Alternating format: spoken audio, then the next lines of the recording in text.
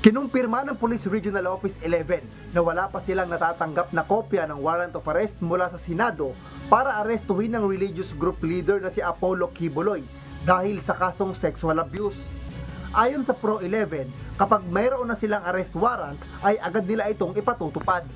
Impose yun nato na kay ang kapulisan as a law enforcers wala ta nagapili o kinsa nga tao unsa man na iyang status sa society o unsa iyang personalidad. As soon as ma-receive na mo ang directive, meron dahil agad tayong deployment. I-enforce na naman na, pangitaon dahil na mo kung asa to i-arrest.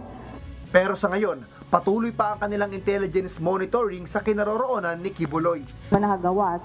Pero wala man po'y confirmation nga naroon po siya sa Davao City.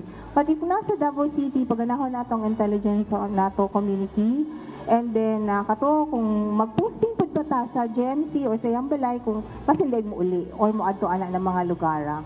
Mahigpit ding binabantayan ng Aviation Security Unit ang mga lumabas na aircraft sa Davao Airport sakaling umalis si Quiboloy gamit ang kanyang private jet.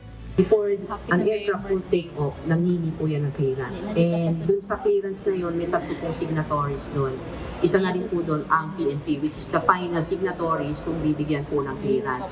But if ever meron pong mga notice or information or kung ano mang pong documents na to hold yung kanilang light, that would be the standing authority of the CAAP itself. Samantala, bantay sarado naman ng mga security guard ang King Dome at ang malawak na pag-aari nitong tinatawag nilang Glory Mountain sa Davao City. MJ Vasquez, humahataw sa Balita Ngayon.